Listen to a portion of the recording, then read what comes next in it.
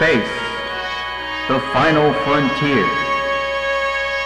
But it's very expensive to get there, so Dr. Lady settles for going up into his attic.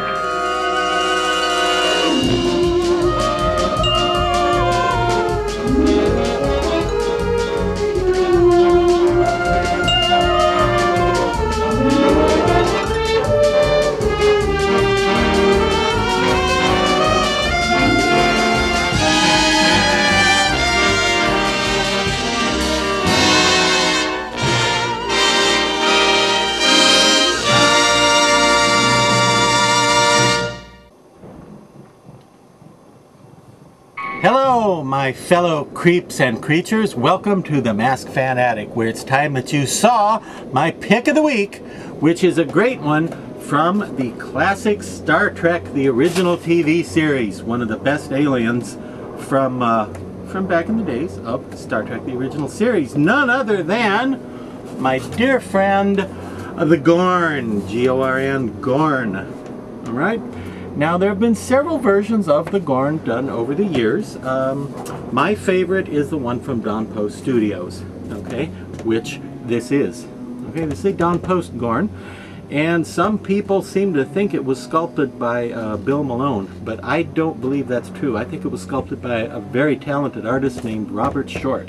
I think this is a Bob Short sculpture. If not, somebody will certainly put a comment in here to enlighten us all for sure who it was sculpted this for Don Post Studios. It's a tremendously good sculpture that looks an awful lot like the original one from the Star Trek episode from 1966, Arena, in which Captain Kirk had to fight the Gorn, you see.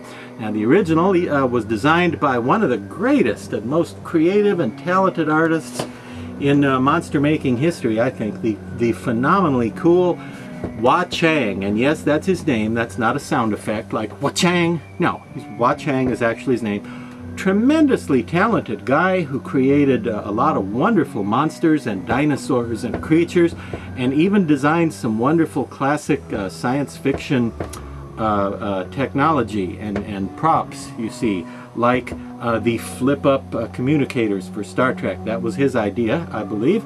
And the time machine from the original 1960, the Time Machine. But anyway, in addition to his many alien creatures for the classic Outer Limits TV series, Wah Chang also devised this monstrosity, the Gorn. And just as an interesting footnote on the Gorn, in the episode, he does talk. Even though he looks like a beast, he looks like a monster, he's actually not really a monster. He's an intelligent, thinking creature, and his planet has, you know, some government and technology and everything. They're not primitive like that face might lead you to mistakenly conclude, but he has a voice. He does some talking with this deep, growly, spooky voice provided by none other than Ted Cassidy, Lurch from the Addams Family. And it wasn't Ted Cassidy in the suit.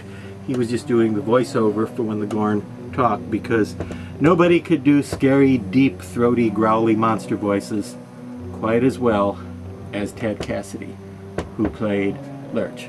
You see? Now, the Don Post Gorn was available in the mid-70s for just a short time. It's one of the rarer Don Post classic masks around. And then it was reissued, sort of. A similar version was reissued by Rubies, which looked pretty much like this. It was some years later. The main difference being the Don Post one was superior quality in terms of the castings and the finishing work.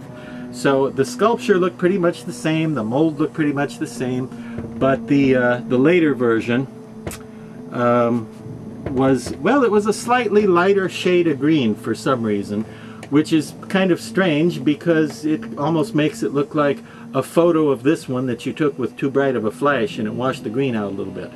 That's what it looked like to me. Not quite as nice as the Don Post, but not too bad. Then in more recent years there was another edition also introduced by Rubies around 2010, I believe. That one is an entirely different sculpture. Also, not bad, pretty decent, but it has a little bit different proportions to the features, and well, that one looks to me like a Gorn, like somebody from his planet No, when I say a Gorn, I don't mean the character that Larry Storch played on F-Troop. No, I mean it looks like something from his planet, but the Don Post one looks more to me like the Gorn that was actually on Star Trek. Yeah, with me? What a cool mask. I remember when I first saw this was in a shop in a mall in Macon, Georgia.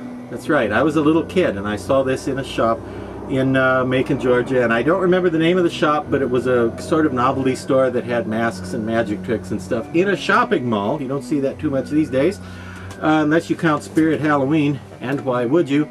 But I didn't know what it was supposed to be because I hadn't seen this episode of Star Trek. I hadn't seen much Star Trek at that point in my career as being a humanoid on this planet, and I thought, is that supposed to be Godzilla? Or kind of reminded me of Godzilla, or some sort of lizard, and I just thought it was cool. I knew it was cool, and then later I found out what a Gorn actually was, and that it was a Star Trek creature. And again, a wonderful, wonderful design from the incredible mind of Hua Chang, and boy, I wish we had creature designers like him still working on our movies today, because I always loved his characters and creatures and sculptures. He just something about him, you know, that really appealed to me, and I hope appeals to you as well. And if you check eBay and places like that and the mask websites of the planet, you may eventually score a nice Gorn for your own collection, or somebody may have reissued it by the time you watch this video, for all I know. But that's all I have to say about the Gorn for this week. So until next time, watch your step here in the attic, and well, you know, beware of the aliens.